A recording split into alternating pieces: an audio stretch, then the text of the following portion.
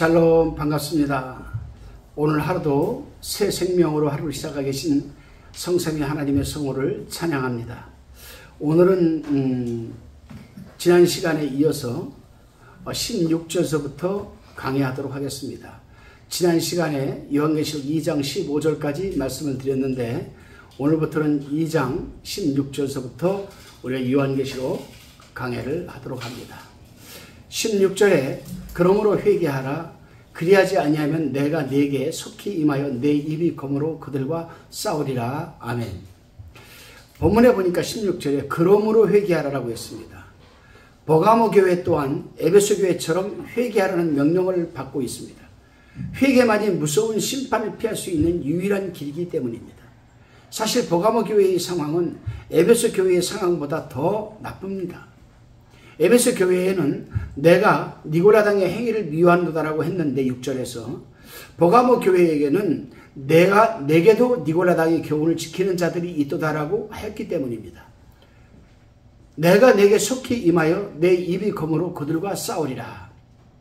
버가모 교회 안에는 니고라당이 있고 일부 성도가 파괴적인 니고라당의 교훈을 받아들였습니다. 만일 회개하지 않으면 그리스도께서 속히 임하여 그들이 그 입의 검으로 그들과 싸우시겠다고 지금 선포하시는 겁니다. 니골라당은 그리스도와 기독교의 적이라 할 수 있습니다. 버가모 교회의 일부 성도들은 지금 발람의 교훈과 니골라당의 가르침에 오염되어서 황제를 숭배하고 우상의 제물을 먹고 음행까지 한 타협과 혼합주의적인 교회로 전락하고 있기 때문에 회개하라고 하는 겁니다. 회개는 죄는 물론 성도들에게도 반드시 해야 할 복음적인 의무입니다. 제가 회개는 의무이다 이렇게 얘기를 했습니다. 그런데 어떤 의무이냐? 복음적 의무라고 할 수가 있습니다. 그래서 회개는 범죄한 당사자는 물론이고 교회와 지역사회의 의무이기도 하는 겁니다. 함께 죄를 지었으면 함께 회개해야 합니다. 회개는 그가 속해 있는 사회와 다른 사람이 지은 죄에 대해서도 중보함으로써 회개해야 된다는 그런 의미입니다. 하나님께서는 범죄한 자들을 벌하실 때 그런 것을 교회 안에서 용납한 것에 대해 교회 자체를 책망하시는 겁니다. 그리스도인 입에서 나오는 말씀이 날카로운 것만큼 깊이 배고 치명적인 상처를 주는 것은 없습니다. 그래서 하나님의 말씀은 살아 운동력이 있어 자위에 날선 그 어떤 검보다도 예리하여서 우리의 혼과 영과 관절을 찔러 쪼개기까지 하며 우리의 마음, 생각을 감찰하시기까지 한다고 했습니다. 세상의 메스는 눈에 보이는 여러분 이 부분만 자를 수 있지만 하나님의 말씀은 우리의 생각과 우리의 마음 들여다보고 계시고 또 하나님의 말씀은 우리의 영과 깊은 여러분 골수까지 쪼갠다고 말씀을 합니다. 다시 17절 말씀을 보겠습니다. 귀 있는 자는 성령이 교회들에게 하시는 말씀을 들을지어다. 이기는 그에게는 내가 감추었던 만나를 주고 또 흰돌을 줄 터인데 그 돌 위에 새 이름을 기록한 것이 있나니 받는 자 밖에는 그 이름을 알 사람이 없느니라. 이 말씀은 참 애매모호한 말씀이죠, 여러분. 귀 있는 자는 성령이 교회들에게 하시는 말씀을 들을지어다. 이 말씀은 스스로 기독교인이라고 하면서도 성경 한번 읽지 않고 공부하지 않는 자에게 대한 준엄한 책망이 내포되어 있는 말씀입니다. 말씀을 읽어야 말씀을 들을 때 깨달음이 임하는 것 아니겠습니까? 이기는 그에게는 내가 감추었던 만나를 주고 라고 하고 있습니다. 여기서 만나는 발람의 교훈을 지키는 자들이 먹는 더러운 음식과 대조되는 말씀이죠. 성도들은 그리스도와 친교를 통해 신령한 영의 양식인 하늘의 만나를 수시로 공급받는다는 이 약속의 말씀이기도 합니다. 여러분. 흰돌을 줄 터인데라고 했습니다. 여기 흰돌에 대한 견해는 참 구구합니다. 분분하죠. 그러나 우리는 어느 인간의 한 개인적인 생각이 아니라 성경에서 가르치는 대로 믿어야 합니다. 성경에서 예수님은 자신을 돌로 표현하고 있습니다. 예를 들자면 고린도전서 10장 4절에서 예수님을 신령한 반석이라고 표현했습니다. 이사야서 28장 16절에서는 예수님을 모퉁이 돌이라고 표현했습니다. 베드로전서 2장 4절에서는 예수님을 산돌이라고 표현했습니다. 다니엘서 2장 34절에서는 예수님을 뜨인 돌로 표현했습니다. 따라서 여기서 흰 돌은 죄 없는 예수님이 거룩하고 영광스러운 본성을 뜻하는 것을 우리는 믿어야 됩니다. 그 돌 위에 새 이름을 기록한 것이 있나니 받는 자밖에는 그 이름을 알 사람이 없느니라. 이 흰 돌 위에 새겨진 이름이 그리스도라고 보는 입장을 취하는 학자도 있고, 그 돌을 받는 사람 자신의 이름이 기록되어 있다고 보는 학자들도 있습니다. 그렇습니다, 여러분. 우리는 후자를 선택합니다. 따라서 그 돌을 받는 사람 자신의 이름이 기록되어 있다고 보는 견해가 맞는 견해라고 생각을 합니다. 그렇습니다. 우리는 후자를 선택하는데 예수를 믿고 구원받는 성도들을 의미하는 거죠. 그러니까 그 돌 위에 새 이름을 기록한 것이 있나니 받는 자밖에는 그 이름을 알 사람이 없느니라. 받는 자밖에는 그 이름을 알 사람이 없다. 예수를 믿는 사람만이 예수를 알 수 있는 겁니다, 여러분. 예수 그리스도를 구주로 믿고 죄사함의 은총과 구속의 은혜를 받은 자만이 여러분 알 수 있는 것 아니겠습니까? 그러나 누가 참 성도인지 우리는 잘 모릅니다. 인간의 선택과 기준은 항상 외적인 모습을 보고 판단하기 때문입니다. 그러나 주님은 우리의 중심을 보고 판단하시기 때문에 누가 알곡이고 누가 참다운 성도고 구원받은 흰돌 위에 그 이름이 새겨지는지 본인 당사자 외에는 알 수가 없는 것입니다. 다시 18절을 봉독합니다. 두아디라 교회의 사자에게 편지하기를 그 눈이 불꽃 같고 그 발이 빛난 주석과 같은 하나님의 아들이 가라사대. 아멘. 두아디라 이 교회는 버가모에서 남동쪽으로 한 40마일, 즉 64km 정도 떨어진 곳에 위치한 상업, 공업, 복합도시입니다. 두아디라 성의 자주장사 루디아의 고향이죠. 여기가 사도행전 16장 14절에 기록되어 있습니다. 에게일을 지나 마게다냐까지 이른 두아디라 시장은 굉장히 유명한 시장입니다. 두아디라의 수호신은 헬라의 태양신 아폴로에 해당하는 티렌노스 신이었었는데 그 신은 조합의 수호신으로서 그들이 축제에서 존중시 되었습니다. 그러니까 두아디아라는 이 지방은 조합이 있습니다. 조합. 그 우리나라도 무슨 시장 조합, 무슨 시장 협회 그런 게 있잖아요. 여기도 그 당시에 두아디라는 이 성의 그 상인들이 그 조합을 만든 조합이 있습니다. 근데 이 조합을 이끌고 이 조합을 지키고 이 조합을 보호한다는 수호신이 있는데 그게 티레노스 신입니다. 근데 그들은 그 장사꾼들은 상인들은 이 두아디라의 상인들은 이 그 신을 놓고 축제를 벌이고 그 신을 존중했습니다. 자, 이제 그러한 곳에 위치한 이 두아디라 교회에 대해서 우리가 한번 살펴봅시다. 두아디라 교회 설립에 대한 것은 알려진 바 없지만 바울이 에베소에 머물고 있을 당시에 복음의 문이 열린 것으로 보지만 바울이 세웠는지 루디아가 세웠는지 성경은 밝히고 있지 않습니다. 그래서 잘 알 수가 없지요. 그렇지만 두아디라는 고통의 향기라는 뜻인데 신앙을 지켜나가기 힘든 환경은 큰 시련과 고통이 되었지만 두아디라 교회는 그런 여건 속에서도 9,000명 인구 가운데 3,000명의 기독교 신자를 확보하는 부흥하는 교회였습니다. 역사적으로 이 두아디라 교회 성도들이 처한 환경에 대해서 한번 살펴보겠습니다. 두아디라는 조금 전에 말씀드린 대로 조합이 있는데 이 조합에 가입되지 않고서는 장사를 할 수가 없었습니다. 이 두아디라 성에서. 따라서 조합에 가입된 사람은 그 조합에서 베풀어지는 주연과 또 우상, 티리노스 신, 즉 조합의 신이라고 불리는 이 우상에게 드려지는 제사에 참석을 해야만 합니다. 참석을 하지 않으면 장사를 할 수가 없습니다. 그래서 루디아 같은 사람이 신앙의 정절을 지킨다는 것이 얼마나 어려웠던 것인가를 우리는 짐작할 수가 있습니다. 이 루디아는 조합과 생계 문제가 연루되어 있고 그런 환경에서 성도들이 조합과 교회 간의 갈등이 있었을 것이고 그러므로 해서 자연히 교회 안에서는 세상과 우상과 타협하는 무리들이 있었을 것이고 교회가 예배 장소라기보다는 일종의 사교장으로 아마 변했을지도 모릅니다.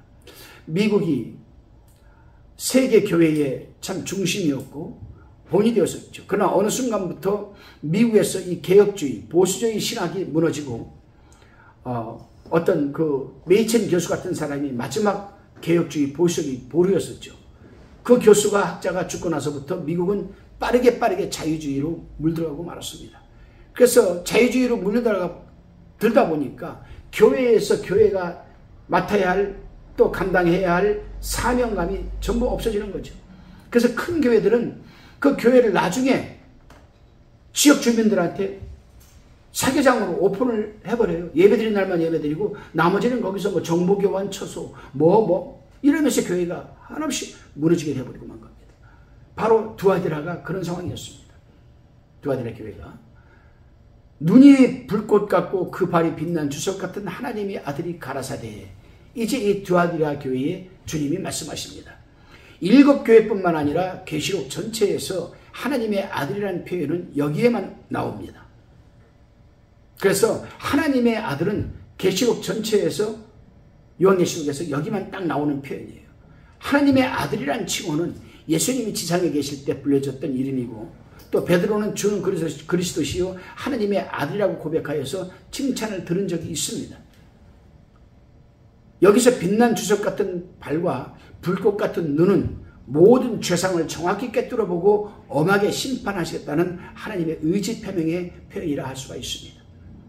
다시 19절을 보니까 내가 내 사업과 사랑과 믿음과 섬김과 인내를 아노니 내 나중 행위가 처음 것보다 많도다. 여기서 내가 내 사업과라고 합니다.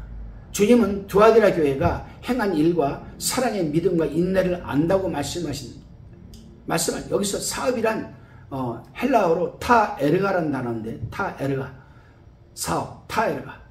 이 말은 행위를 말하는 겁니다. 행위. 그러니까 다시 말하면 하나님이 지금 여기서 내가 내 사업과 이렇게 얘기를 하죠. 그럼 이걸 갖다가 타에르가라는 사업을 타에르가라고 하는데, 이걸 번역을 하면 내가 내 행위와 사랑과 믿음과 성령 인내를 안오니 이렇게 얘기를 하는 겁니다. 그러니까 행위들을 얘기하는 거예요. 두아디라 교회가 사랑을 실천하고 믿음을 지키고 어떻게 주님을 섬기고 인내했는가를 총괄적으로 표현한 말이 바로 이 여러분 사업, 즉 행위를 얘기하는 겁니다. 2장 2절에서도 같은 말이 쓰였는데 행위로 번역이 되었습니다. 사랑과라고 합니다. 여기서의 사랑은 아가페인데 처음 사랑을 잃어버렸던 교회와는 달리 두아디라 교회는 그 사랑이 넘치는 교회였었습니다. 믿음이라고 합니다. 믿음과. 두아디라 교회가 세속적인 힘에 밀려서 믿음을 지키기 어려운 환경 속에서도 신앙을 지킨 것은 칭찬 들을 만한 일입니다. 여러분. 믿음으로 사용된 피스티스라는 이 단어, 이것은 예수님을 구주로 믿는 것뿐만 아니라 그분에 대해서 끝까지 신실함을 지키는 것을 의미합니다. 그렇습니다, 여러분. 우리 예수 믿는 사람들이 이 피스티스, 이 믿음, 처음 예수 그리스도를 믿고 구주로 영접하고 그날 충만했던 그 믿음을 우리는 피스티스 끝까지 지켜야 된다는 얘기입니다. 섬김가라고 했습니다. 여기서 섬김은 디아코니아로서 다른 사람을 돌보고 도와주며 나누어주는 순수한 사랑의 행위를 말합니다. 원래 디아코니아는 구제라고 얘기하는 거죠. 구제란 단어인데 섬김으로도 번역이 됩니다.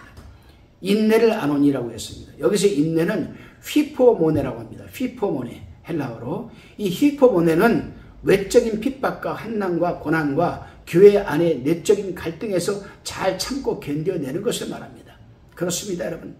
오늘날도 교회 안에서 여러분 여러 가지 힘들고 어려운 환난과 어려움 속에서도 여러분 그래서 이 마음에서 일어나는 이 갈등, 이것을 잘 참고 인내하는 것, 휘포모네, 주님이 굉장히 여러분 기뻐하시는 그런 인내라는 말입니다. 여러분. 20절에 보니까 그러나 내게 책망할 일이 있노라. 자칭 선지자라 하는 여자 이세벨을 내가 용납함이니 그가 내 종들을 가르쳐 꾀어 행음하게 하고 우상의 제물을 먹게 하는도다. 그러나 적도에 지금까지는 잘했지만 그러나 내게 책망할 일이 있다. 두아디라 교회는 칭찬받은 일도 있었지만 책망받은 일도 있었습니다. 에베소 교회는 자칭 사도 때문에 책망을 받았고 서머나 교회는 자칭 유대인 때문에 책망을 받았는데 두아디라 교회는 자칭 여선지자 때문에 책망을 받게 되는 겁니다.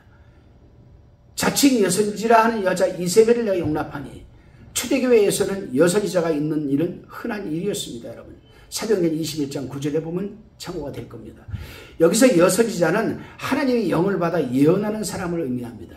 구약시대에는 미리암, 드보라, 훌다 같은 사람이 있었고 신약시대에는 안나라는 여선지자가 있었습니다. 누가복음 2장 36절에 기록되어 있죠. 선지자는 교회 안에서 사도다움으로 존경을 받는 직책입니다. 주님은 본문에서 자칭 선지자라 하는 그 여자를 구약시대 이세벨로 지금 비유하고 있습니다. 이세벨로. 진짜 여자 선지자가 아니라는 거죠. 이세벨이 누군지 잘 알지 않습니까, 여러분? 여기서 계시, 예언의 은사를 받은 여자들이 교회에 덕을 세우는 경우도 있지만 대개는 이들은 교회를 문란하게 만드는 장본이라는 것은 예나 지금이나 동일합니다. 이들 중에는 대개가 거짓 선지자라는 데 문제가 심각한 겁니다. 두아디라 교회에서도 이 거짓 예언자들이 있었기에 주님은 단호하게 책망을 하고 있는 것입니다. 그들을 너희들이 용납을 왜 하느냐? 저도 교회를 여러 개를 세웠습니다만 그럴 때마다 교회 안에서 예언 사역을 한다고 하는 여러분 집사, 전도사, 여목들이 있었습니다. 그러나 전 용납하지 않았습니다. 그래서 그들은 내 모르는 없을 때, 집회다 하고 없을 때, 내가 없을 때 성도들을 교회에서 오라고 해놓고 예언 사역을 해주는 것을 제가 들었습니다만 그 예언 사역으로 인해서 교회가 아주 뒤집어지는 거죠. 뒤집어져요. 예언 사역이라는 게 그렇게 쉽게 여러분 되어지는 게 아닙니다. 예언이라는 말이 여러분 히브리어로 나비란 뜻입니다. 나비. 예언이 뭐냐? 이 나비란 뜻이 뭐냐? 히브리어로 구약성경에서 나비라고 합니다. 이 나비는 뭐냐면은 특별한 시기에 특별한 일을 위해서 하나님 특별한 사람을 세워 기름을 부어서 성령의 감동을 받게 하고 하나님의 뜻을 전하게 하는 게 이게 예언입니다. 사역입니다. 그러나 신약시대 와서는 그게 달라요. 예언이란 이 나비라는 뜻이 바뀝니다. 여러분 그래 구약시대 놓고 봅시다. 하나님은 이 예언자들에게 예언을 하게끔 할 때는 특별한 시기에 특별한 일을 위해서 특별한 기름을 부어서 감동을 주어 예언하게 하는데 요즘 사람들을 보게 되면 예언의 이 본질이 달라요. 예언이라는 이 단어 속에 함축되어 있는 뜻은 하나님의 뜻을 전하는 거거든요. 하나님의 계획을 전하는 겁니다. 미래에 일어날 일을 전하는 거예요. 우리 하나님이 할 일이 없어서 이사가는 날짜 예언해주는 게 그게 예언입니까? 아들이 딸이 서울대학교 의대에 들어가는가 안 들어가는가 이게 예언입니까? 이건 예언이 아니에요. 점쟁이 하는 이건 점이지 점. 그러나 구약시대의 나비라고 했던 특별한 시기에 특별한 일을 위해서 특별한 사람에게 특별한 기름을 부어서 영을 받게 하고 감동을 받게 해서 하나님의 말씀을 듣게 하시고 보게 하시고 환상을 통해서 주어서 선포하게 하는 게 예언인데 신약시대에 들어와서 이게 바뀐다 이 말입니다. 뭘로 바뀌는가? 구약시대에는 여러분 하나님의 말씀이 아직 완성되지 않았기 때문에 예언의 계시가 가능했습니다. 그러나 신약시대에 들어와서는 하나님의 말씀인 성경 66권이 완벽하게 여러분 계시가 되었기 때문에 신약시대에 와서는 계시가 하나님의 말씀이 계십니다. 그래서 하나님의 말씀을 읽고 연구하고 배우고 해서 하나님의 말씀을 모르는 자들에게 하나님의 말씀을 전해주는 게 계시입니다. 이것이 우리 개혁주의, 우리 보수주의의 뜻입니다. 여러분. 오늘 본문에서도 이 두아디라 교회 이세벨이라는 이 여선지자가 뭘 했습니까? 이 교회에 들어와서 행음하게 하고 우상의 제물을 먹게 하는도다. 이세벨이라는 이 여자의 가르침은 두 가지로 요약되어 있습니다. 그것은 음행과 우상 제물입니다. 이세벨은 원래 시돈왕 옛 바알의 딸로서 아합 왕의 아내가 되어서 북왕국 이스라엘을 우상 숭배로 오염시킨 사악한 여자 아니었겠습니까, 여러분? 그녀는 이스라엘에게 시집 오면서 바알신을 가져와서 이스라엘을 그것을 숭배하게 하였고 바알 숭배 전문직에 종사하는 바알 선지자 450명을 적극적으로 후원해 주었고 영적 간음이 우상 숭배로 이스라엘 백성들을 타락케 한 사단의 대리자였습니다. 이 내용이 열왕기상 18장 13절로 19절에 기록되어 있습니다. 두아디라 교회에도 조합이 수호신에게 경배하도록 유도하고 우상에게 드려진 음식을 먹으면서 이 의식이 일부러 성적 음란에 참여하게 한 바로 이 부분이 구약시대에 여러분 이세벨과 똑같은 것이기 때문에 이 두아디라 교회에도 여러분 이세벨이라는 거짓 선지자를 지금 말하고 있는 겁니다. 오늘날도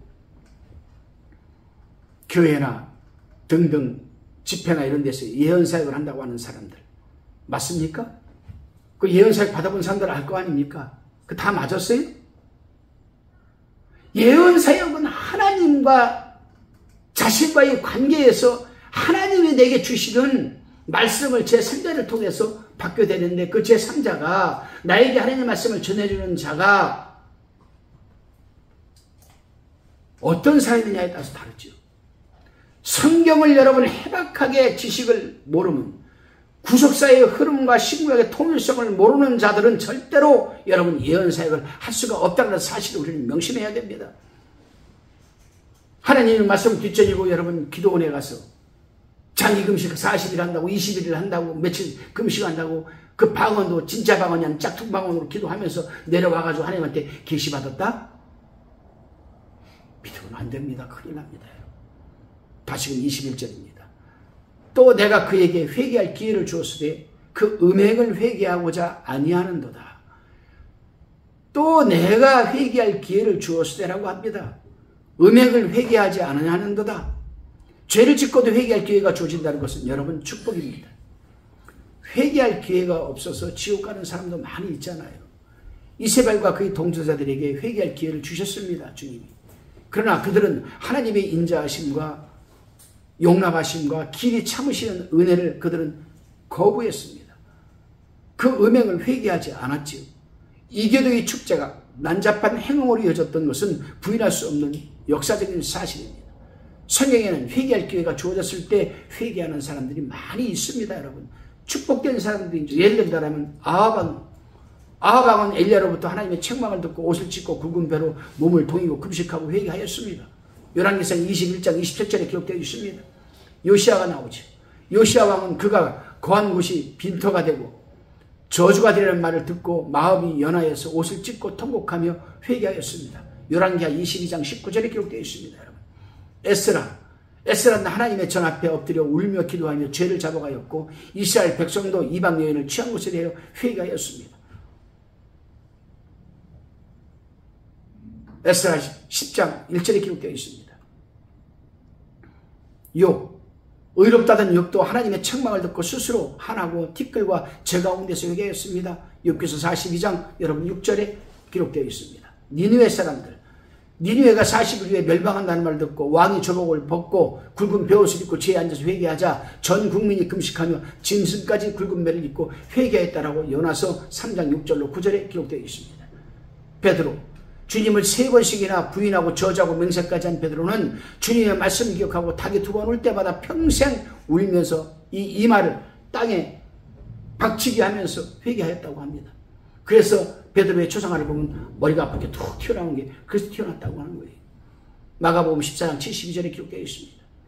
탕자, 집을 떠난 탕자도 아버지의 품을 그리워하며 회개하고 돌아왔습니다. 누가복음 15장 21절에 기록되어 있습니다. 세리, 멀리 서서 감히 눈을 들어 하늘을 들어보지 못하고 다만 가슴을 치면서 하나님이여 불쌍히 여기옵소서 나는 죄인이로소이다 라고 회개하였습니다. 누가복음 18장 13절에 기록되어 있습니다. 다윗도 자기 신복 우리아를 죽이고 그 안에 밧세바를 취하서 음행을 했던 다윗도 철저히 회개하였습니다. 사무엘하 12장 13절에 기록되어 있습니다.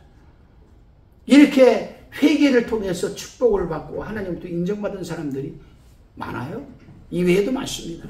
반면에 사울왕이나 가룟 유다 같은 사람은 회개할 기회가 있었음에도 불구하고 그들은 회개치 않아서 그들은 멸망당하고 말았습니다. 여러분.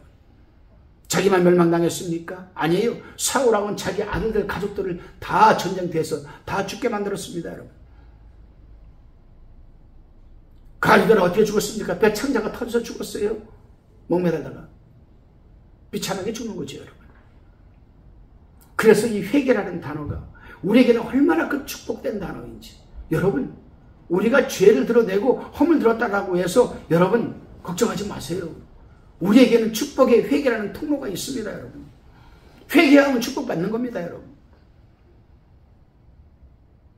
다시금 2장 22절 봅니다. 22절 볼지어다 내가 그를 침상에 던질 터이요 또 그로 더불어 간음하는 자들도 만일 그의 행위를 회개치 아니하면 큰 환난 가운데 던지고 라고 합니다.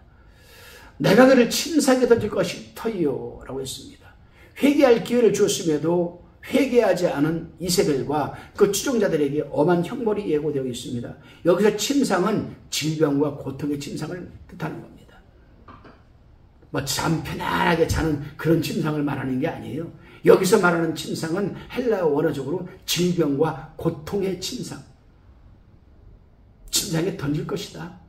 질병과 고통에 던져버릴 것이다.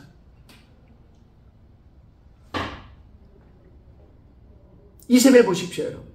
그녀가 한때 즐기던 쾌락이, 또 그 쾌락의 침상이 그녀를 괴롭히는 고통의 침상으로 바뀌었잖아요. 죄에 대한 심판으로서 질병은 알려진 징계의 수단입니다. 실제로 초대교회에서 주의 성찬에 합당치 않게 참여한 고린도교회 성도들은 약해지고 병들고 죽기까지 했습니다. 그래서 고린도전서 11장 27절에서 29절까지 읽어보십시오. 그래서 우리가 교회에서 성찬식을 받을 때에도 뭐 좀 마음이 불편하고 죄를 지은 것을 깨닫게 되고 뭐 좀 그런 게 있으면 절대 성찬을 받아서는 안 돼요. 왜냐하면 질병에 걸려서 약해지고 죽기까지 할 수도 있기 때문에 성찬이 굉장히 중요한 겁니다. 오늘도 저는 구로동에 가서 여러분 성찬을 하고 왔습니다. 포도주와 떡을 받을 때에 제가 받기 전에 기도했습니다. 앞선 사람들이 받기 전에 저는 눈을 감고 하나님, 제가 오늘 성찬 받아도 되겠습니까? 마음이 불편한 건 없는지, 또 제가 죄와 허물이 드러난 건 없는지 돌이키게 하옵소서. 없으면 조용히 이 자리에 나가서 뒤로 나가게 해주옵소서. 그러나 하나님은 받아도 된다. 그래서 떡 성찬 다 받고 왔습니다. 다시 큰 환난 가운데 던지고 오라고 합니다. 이세벨과 그 더불어 간음한 자들도 회개치 않으면 큰 환난 가운데 던지겠다고 하셨습니다.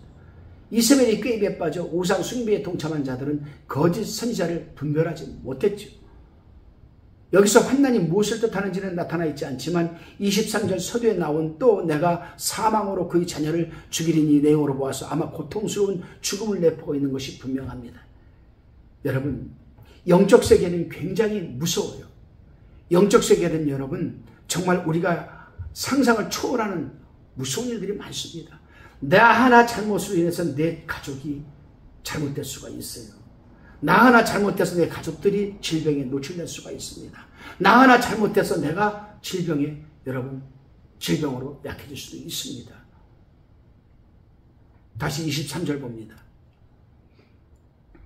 또 내가 사망으로 그의 자녀를 죽이리니 모든 교회가 나는 사람의 뜻과 마음을 살피는 자인 줄 알지라 내가 너희 각 사람의 행위대로 갚아주리라 라고 합니다.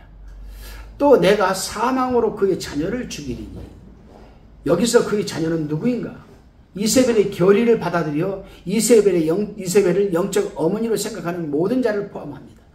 그러므로 두아디라 교회에서 이세벨의 교훈을 따라 이겨 제사에 참여한 자들은 물론 그녀의 사상을 본받아 세상과 타협하는 그녀의 영적 자녀는 시대를 초월하여 이세벨의 자손으로 분리되는 것은 당연한 겁니다.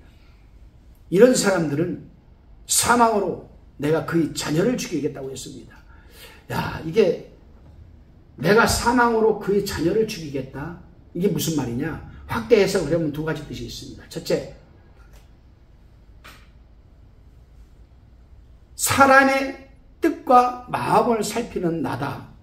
그런데 내가 뭘 하게 되냐 예수님이 사망으로 그의 자녀를 죽이겠다. 예를 들어 쉽게 얘기하겠습니다. 성경을 벗어나서 성경을 자의적인 멋대로 비진리로 가르치고 그들을 이끌어가고 거기에 추종하는 세력들이 있습니다. 그러면 하나님께서는 그 교주를 추종하는 자녀들을 죽이겠다라는 거예요. 뭘로? 사망으로. 당연한 말씀입니다. 비진리를 받아들여야 내 영이 죽을 수밖에 더 있겠습니까, 여러분? 예수님은 그랬습니다. 하나님은 아담에게 중앙에 있는 모든 선악과는 네가 임의로 먹어라. 그러나 만약에 중앙에 있는 선악을 알게 하는 나무를 먹으면 내가 정령 죽으리라고 했습니다. 근데 죽었습니까? 안 죽었죠. 뭐가 죽었습니까? 하나님과 분리된 겁니다. 영이 죽은 겁니다, 여러분. 오늘 여기서 본문에서도 내가 사망으로, 영적인 사망으로 그 자녀를 죽이겠다. 지금 우리나라 대표적인 이단 가운데 두 군데가 하나님의 참 진리를 오묘하게 교묘하게 바꾸어서 그 교주가 가리키는 교리를 믿고 따라가는 사람이 있습니다. 그 사람은 죽는 거죠. 뭐가 죽어요? 영이 죽는 겁니다. 영이 죽는 거예요. 여러분. 명심해야 됩니다. 그렇기 때문에 모든 교회가 나는 사람의 뜻과 마음을 살피는 자인 줄 알지라고 했습니다. 우리는 본절에서 이세벨과 그 추종자들에게 한 경고가 이제는 모든 교회로 향하는데 유념을 해야 됩니다. 모든 교회는 예수 그리스도가 사람의 뜻과 마음을 살피는 자인 줄 알아야 됩니다. 여기서 뜻은 네프로우스입니다. 헬라어로 뜻, 네프로우스. 이거 뭐를 얘기하는 거냐? 심장이나 콩팥으로 번역되는 말로서 사람이 기질 또는 도덕적인 어떤 원동력을 가리킵니다.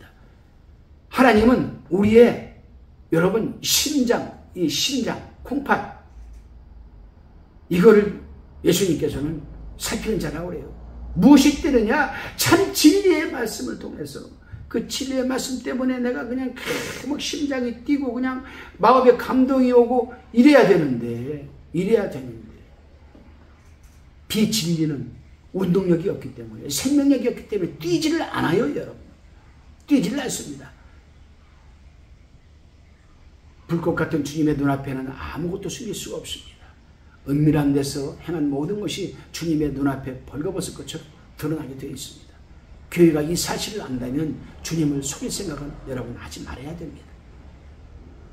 내가 분명히 말씀드립니다. 여러분 보십시오. 지금 우리나라의 대표적인 이단들의 교주들 죽음이 가까우면 회개하는가 안 하는가 보십시오. 여러분 회개합니다. 그들. 그러나 너무 늦었어요. 너무나 많은 영혼을 죽였습니다.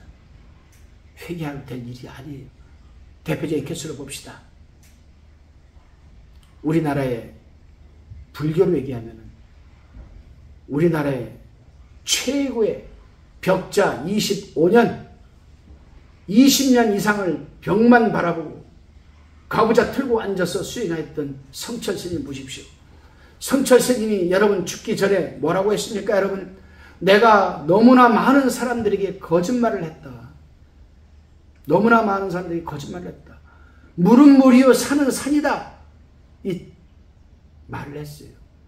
진리는 진리라는 겁니다. 비진리는 비진리고 물은 바뀌지 않아요. 산도 바뀌지 않습니다. 진리는 바뀌지 않는 거예요. 내가 너무나 많은 사람들에게 죄를 지었다. 그리고 성철 스님은 우리 기독교에 대한 여러분 천국과 지옥에 대해서 분명히 증언을 했습니다. 유튜브 들어가서 성철 스님 여러분 치면 나옵니다. 한번 들어보십시오. 여러분 마지막으로 회개하는 거죠. 사람은요 그 행위의 열매를 먹게 되어 있습니다. 용서받지 못한 죄는 반드시 그 대가를 지불해야 됩니다. 우리 인간의 심장과 폐입을 감찰하시는 주님은 공의대로 심판하시는 분이라고 에레미야서 17장 10절 20장 10절에 분명히 기록하지 않았습니까? 다시 24절을 봅니다. 두아디라에 남아있어 이 교훈을 받지 아니하고 소위 사단이 깊은 것을 알지 못하는 너희에게 말하노니 다른 짐으로 너희에게 지울 것이 없노라 이렇게 얘기를 합니다. 두아디라에 남아있어 이 교훈을 받지 아니하고 두아디라에 남아있어 이들은 이세벨의 가르침을 받아들이지 않는 자들로서 사단의 깊은 것을 알지 못하는 데다가 여러분 그 대다수의 성도들을 얘기하는 거죠. 지금도 교회는 사단의 깊은 것을 알지 못하는 성도들이 많아요. 영적 세계를 모르는 사람들이 많습니다. 외면적인 이세벨의 교훈은 알았지만 사단의 깊은 것까지는 모르는 사람들 그렇습니다. 여러분 세속에 오염되지 않은 성도들이 교회에 있다는 것은 위로가 되는 겁니다. 이 말씀을 좀 더 확대 해석을 해보면은 그래 이세벨의 교리를 따라가도 그 사단의 깊은 것까지 알지 못해서 모르고 따라가는 사람들을 그 사람들은 괜찮다라는 겁니다. 회개하면. 근데 깊은 것을 아는 사람들은 회개를 하지 않거든요. 이미 쇠뇌가 됐기 때문에. 사단의 깊은 것이라고 했습니다. 거짓 선생들은 영적인 사람이면 사단의 깊은 것을 알아야 신전제사와 은행을 포함한 이교도들의 생활에 관여해야 한다고 여겼습니다. 그리고 후기 영지주의자들은 물질은 약하고 악하고 영혼만 선함으로 몸으로는 어떤 것을 해도 상관이 없다고 가리키는 이 영지주의자들, 철학주의자들 굉장히 조심해야 됩니다. 몸이 죄를 지어도 영혼은 여전히 깨끗하다고 보았기 때문에 그렇게 얘기를 합니다. 그래서 영지주의자의 사상을 풍자적으로 공격하기 위해서 하나님이 기쁜 것이라는 말이 여기서 나오는 겁니다. 바로 여러분. 고린도전서 2장 20절에 나와 있죠. 이세벨 집단도 자기들만 하나님의 기쁜 것을 안다고 주장하는 이들이 바로 이렇게 나온 거예요. 실제로 그들이 안다는 것은 하나님의 기쁜 것이 아니라 사단의 기쁜 것이죠, 여러분. 이 말씀을 좀 더 확대해서 그래서 우리 신앙생활에 적용을 시켜봅시다. 오늘날도 여러분 곳곳에서 나는 하나님께 직통계시를 받는다. 나는 하나님과 기도하면은 직통계시를 받아서 알 수 있다. 있어요. 있습니다. 하나님에게 먼저 물질을 좀 드리고 정성껏 드려라. 내가 오늘 몇 시부터 몇 시까지 하나님의 깊은 세계로 들어가겠다. 말은 그렇듯합니다. 하나님 깊은 곳에 들어간대요. 여러분, 성령이 인도하지 않고서는 절대로 여러분 하나님의 깊은 곳에 들어갈 수가 없어요. 보세요. 사도 바울은요, 어려서 다소성에서 철학을 배웠고 자랐습니다. 그리고 그는 다메섹 도상에서 예수를 만난 이후로 제자들과 교제하지 않고 곧바로 아라비아 광야로 들어가서 3년 동안 깊은 하나님에게 여러분 교제를 해서 삼층전까지 올라갔다가 왔어요. 근데 뭐라고 얘기를 합니까? 내가 이 말을 해도 너희는 아직 어려서 이해를 못할 것이다. 우리 속에 계시는 성령께서 여러분 우리를 붙들어 주셔서 우리에게 이런 감동을, 성경이 다 그렇게 기록되어 있어요. 에스겔도 성령의 감동을 받아서 여러분 성령에 이끌려서 여러분 환상을 받고, 스가랴도 그랬고, 이사야도 그랬고, 에레미야도 그랬고, 다 그랬습니다.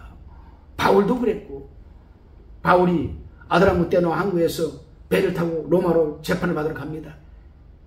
막 떠나자 얼마 안 가가지고 대풍이 몰아쳤죠. 그 대풍 이름이 유라굴라입니다.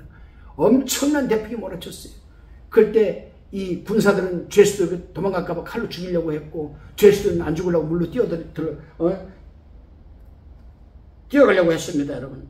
그런데 여러분 보십시오. 사도 바울이 뭐라고 합니까?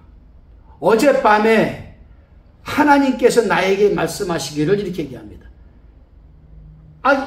사도 바울에게 하신 말씀이 하나님 누굴? 성령을 얘기하는 거예요. 성령을 얘기하는 겁니다. 그렇죠, 여러분. 그런데 하나님의 진리를 벗어나서 우상에게 제사를 지내고 음행주의를 하는 사람이 그 속에 성령이 있겠습니까? 그 성령이 하나님의 기쁜 곳을 인도하겠습니까? 성령이 없는데 거짓말이라는 거죠, 여러분. 그러니까 그들은 사단의 기쁜 것을 아는 것이지 하나님의 기쁜 것을 알지 못하는 거라 이 말입니다. 다른 짐으로 너에게 지울 것이 없노라. 여기서 다른 짐은 이세벨의 교훈을 따르지 말라는 주님의 부탁 외에 다른 것으로 짐을 지우지 않겠다는 겁니다. 그래, 너희들은 다 좋아, 다 잘하는데 제발 이세벨의 교훈만큼은 따르지 말아라. 그게 너희들한테 큰 짐이다. 그거 이외에는 내가 말하지 않겠다, 그거죠, 여러분. 주님께서 25절에 보니까 다만 너에게 있는 것을 내가 올 때까지 굳게 잡으라. 두아디라 교회가 이세벨의 교훈을 받아들인 것 외에는 주님을 섬기는 일에 신실하였으므로 주님은 그 밖에 다른 것을 요구하지 않으시고 지켜온 신앙을 굳게 지킬 것을 부탁하고 있습니다. 본절에서 내가 올 때까지는 주님이 재림하실 때를 의미합니다. 우리는 우리가 물려받은 정서적 또 정신적 또 이피스테이적 이 믿음의 유산이 주님이 오실 때까지 굳게 붙잡고 있어야 됩니다. 다시 26절입니다. 이기는 자와 끝까지 내 일을 지키는 그에게 만국을 다스리는 권세를 주리니. 이기는 자와 끝까지 내 일을 지키는 그에게라고 했습니다. 두아디라에서의 싸움은 이세벨의 일에 반대하여 그리스도의 일에 철저히 매달림으로써 이길 수 있습니다. 다시 말해 이기도의 행위에 빠질 수 있는 환경에서는 그리스도의 일을 충성스럽게 붙잡는 것만이 이기는 일입니다. 그렇습니다, 여러분. 오늘날도요, 내가 어떤 문제로 인해서 정말 힘들고 어려울 때, 모든 것을 포기하고 싶을 때 주님께서 우리에게 허락하신 그 믿음, 피스레스, 신실한 믿음을 붙들고 있는 것이 이기는 일이라 이 말입니다. 그렇습니다. 우리가 세속에 물들지 않고 죄악에 빠지지 않으려면 주님의 일을 더 열심히 그리고 꾸준히 하는 도리밖에 없습니다. 이것만이 피스티스 믿음으로 이기는 자가 되는 줄로 믿으시길 바랍니다. 만국을 다스리는 권세를 주니라고 했습니다. 이기는 자와 끝까지 주님의 일을 지키는 자에게는 두 가지 상급이 약속되어 있는 말씀입니다. 먼저는 만국을 다스리되 철장으로 다스리는 권세와 새벽별을 받게 됩니다. 여기서 만국을 다스리는 권세는 천년 왕국 때 주님과 함께 여러분 이 세상에 와가지고 다스리는 권세를 얘기합니다. 27절 그가 철장을 가지고 저희를 다스려 길그릇 깨뜨리는 것 같이 하리라. 나도 내 아버지께 받은 것이 그러하니라. 그가 철장을 가지고 저희를 다스려 질그릇 깨뜨리는 것 같이 하리라. 여기서 다스린다는 말은 문자적으로 지킨다는 뜻입니다. 무엇을 지킵니까? 양을 지키는 겁니다. 양을. 그러므로 철장은 나무 막대기 끝에 쇠를 입힌 목자의 지팡이라고 할 수가 있습니다. 악한 자들은 산산이 깨어지고 부서지는 질그릇에 비유되어 있습니다. 막대기로 질그릇을 깨뜨리는 격이 되니까 천년왕국 시대의 성도들의 권세가 얼마나 엄청난 것인가. 이 말씀은 시편 2장 2편 9절 그 말씀이 인용이 됩니다. 다시 28절에 보니까 내가 또 그에게 새벽별을 주리라. 새벽별을 주리라. 여기서 새벽별은 주님 자신을 가리킵니다. 계시록 22장 16절 참고하시기 바랍니다. 승리한 그리스도인이 받을 수 있는 가장 큰 상급은 그리스도 자신입니다. 왜냐하면 그리스도는 승리한 자들의 권세와 영광의 상징이기 때문입니다. 다시 29절입니다. 귀 있는 자는 성령이 교회들에게 하시는 말씀을 들을지어다. 이 말씀은 그리스도께서 교회들에게 주시는 교훈은 물론 그 약속들의 귀를 기울여야 한다는 것을 뜻하고 있습니다. 성령이 하시는 말씀에는 천만 만번 귀를 기울여도 언제나 부족할 뿐입니다. 그렇습니다, 여러분. 우리는 이 장에서 몇 가지 교훈을 받게 됩니다.